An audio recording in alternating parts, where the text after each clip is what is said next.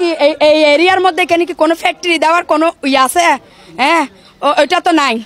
এটা অবৈধভাবে দিচ্ছে, অবৈধভাবে চালাচ্ছে ওনারা। এখানে হচ্ছে এক টানা ফ্যাক্টরি, এক বোতল ফ্যাক্টরি, ওগুলো অবৈধ কাজ। আমরা তো ঘুমছিলাম, তো এখন আমাদের দরজা বাড়ি দিয়ে ডাকছে পরে আমরা উড়ি মানে ছেলে মেয়ে বাড়ি গেছি, জিনিসপত্র নিতে পারি না, এই আর কি। মানে জিনিসপত্র পুরি চলে গেছে। আমরা তো কইতে পারি না, আমরা তো সব ঘুম আর মরা সমান না। অনেক বাড়ি দিয়ে পরে দিয়ে আমরা ঘুমোতে ঘুরছি রে, আমরা তো ঘুমছিলাম।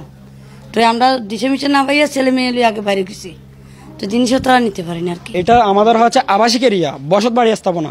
এই বসত বাড়ি স্থাপনার পাশে যদি এরকম কোনো জুট মিলের ফ্যাক্টরি করা হয়, এটা আমাদের জীবন নিরাপত্তার হুমকি হয়ে দাঁড়ায়।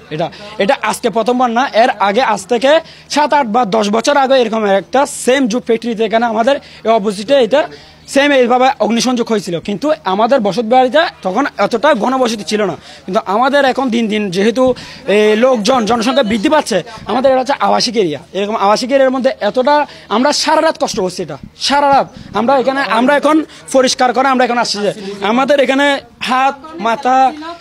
হাত মাথা সব কিছু আমরা সারা রাত এখানে বাড়ির ছেলেমেয়েরা সবাই অনেক পরিশ্রম করছি। ফায়ার সার্ভিসের সাথে আমরা কাঁধে কাঁধ মিলিয়ে ওনাদের সাথে আমরা এখানে পরিশ্রম করে এটা করছি। যেহেতু অবশ্যই এটা আমরা যেহেতু ঘুমছিলাম, এটা হচ্ছে আমাদের জীবন নিরাপত্তার জন্য অত্যন্ত হুমকি। এটা এরকম অগ্নিসংযোগটা এটা হবে না যে ভবিষ্যতে এরকম কোনো গ্যারান্টি নেই। যেহেতু জুট মিল, এটা 199% আগুন ধরার সম্ভাবনা আছে। শিয়া বাটার ও ভিটামিনে সমৃদ্ধ লিলি বিউটি সোপ, তারুণ্যময় উজ্জ্বল ত্বকের জন্য। যেহেতু এখানে একটু টিনের থেকে গরমের তাপমাত্রাটা থেকে 1 ঘন্টা লেগে যায়, আলাদাভাবে কোনো আগুন দেওয়ার প্রয়োজন হয় না এখানে। কারণ এ ধরনের জুট মিলগুলো আমাদের যাতে এখানে বসত বাড়ির সাথে আবাসিক এরিয়ার মধ্যে যাতে না হয়, এটা আমরা ব্যবস্থা চাচ্ছি। এটা উচ্ছেদ করে দেওয়া হোক এখানে। আমাদের একটা জুটের গুদাম একটা ছিল আপনার মোহাম্মদিয়া শাহ মার্কেটিং, মালিক হচ্ছে মোহাম্মদ নাসির সদাগর। তারপর আরেকটা হচ্ছে মেশার শাহ মানত প্লাস্টিক, ওটার মালিক হচ্ছে মোহাম্মদ মহিউদ্দিন, বুঝছেন।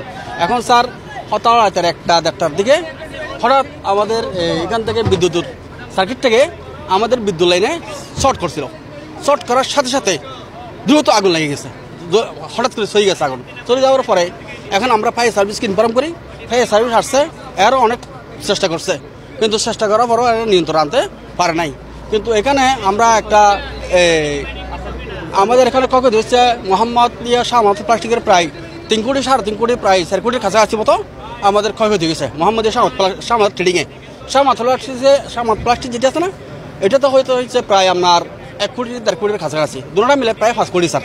এটা আমাদের মনে করেন একটা সরকারের অনুমতি নিয়েছি, আমাদের ট্রায়াল লেসন করে নিয়েছি, সরকার আমাদেরকে অনুমতি দিচ্ছে, ফায়ার সার্ভিস অনুমতি দিচ্ছে। হ্যাঁ, ট্রায়াল লেসন আমাদের আছে, তারপরে আমাদের সিটি কর্পোরেশনের অনুমতি নিয়েছি, ওটা আমাদেরকে আছে এবং আমাদের ইন্স্যুরেন্স করা আছে। এটা আমরা সরকারের কাছে এটা আমরা অনুরোধ জানাবো, সরকারের কাছে আমরা অনুরোধ চাইবো, আমরা ক্ষতিপূরণ চাইবো।